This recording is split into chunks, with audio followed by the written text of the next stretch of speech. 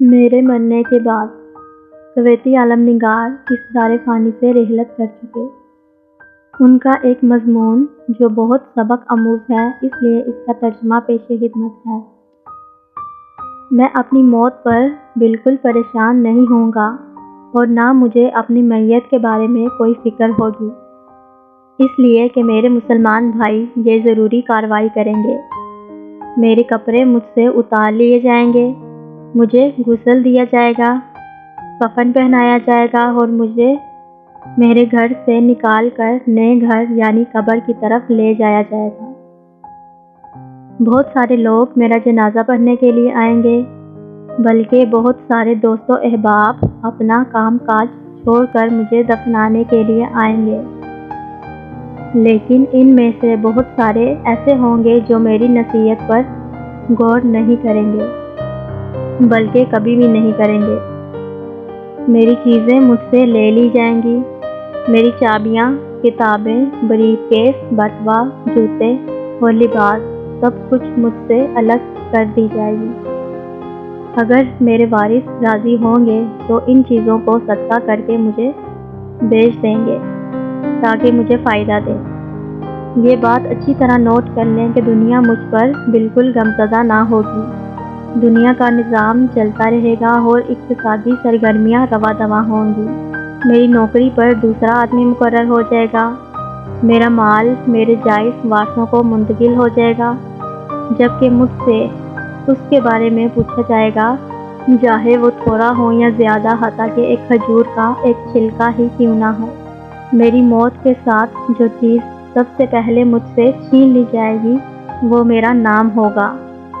اس لیے جب میری سانس نکل جائے گی تو لوگ کہیں گے لاش کہاں ہے؟ یہاں میرا نام نہیں لیا جائے گا۔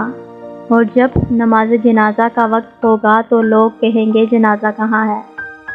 یہاں بھی میرا نام نہیں لیا جائے گا۔ اور جب مجھے قبر میں اتارنے کا وقت آ جائے گا تو لوگ کہیں گے میت کہاں ہے؟ یہاں پھر میرا نام نہیں لیا جائے گا۔ اس لیے مجھے دھوکے میں نہیں رہنا چاہیے اپنے نصف قبیلہ، منصب اور شہرت سے۔ تو کتنی حقیر ہے یہ دنیا اور کتنی عظیم ہے وہ دنیا جہاں ہم جا رہے ہیں۔ تو اے زندہ انسانوں، تمہارے غمخوار تین طرح کے لوگ ہیں۔ وہ لوگ جو آپ کو واجبی سے جانتے ہیں، جو کہیں گے مسکین۔ تمہارے دوست جو چند ساعات یا چند ایام غمزدہ ہوں گے اور پھر اپنی معمول کی زندگی کی طرف لوٹیں گے اور آپس میں ہنسی مذاق کریں گے۔ سب سے زیادہ غم تمہارے گھر میں ہوگا۔ تمہارے گھر کے لوگ غمزدہ رہیں گے، ہفتہ، 2 ہفتے، مہینہ یا زیادہ سے زیادہ 1 سال، اور پھر اس کے بعد آپ کو یادداشتوں کے ریکارڈ روم میں محفوظ کریں گے۔ لوگوں کے درمیان تمہارا قصہ مکمل ہو گیا اور اب حقیقی قصہ شروع ہو گیا، اور وہ یہ ہے کہ تمہارا جمال، مال، اولاد، عالیشان گھر اور بیویاں تم سے الگ ہو گئی، اور اب تمہارے پاس تمہارا عمل رہ گیا اور یہاں سے حقیقی زندگی شروع ہو گئی۔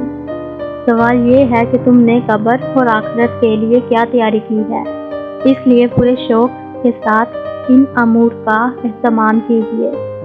فرائض کا اہتمام، نوافل کی کثرت، خفیہ صدقہ کی ادائیگی، نیک اعمال، رات کے پچھلے پہر اللہ کے سامنے کھڑے ہو کر عاجزی کرنا تاکہ تم نجات پا سکو۔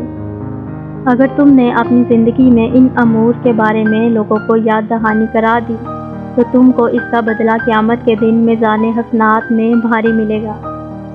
مرنے کے بعد انسان تمنا کرے گا کہ کاش میری زندگی کچھ اور لمبی ہوتی تو میں اللہ کی راہ میں صدقہ کرتا۔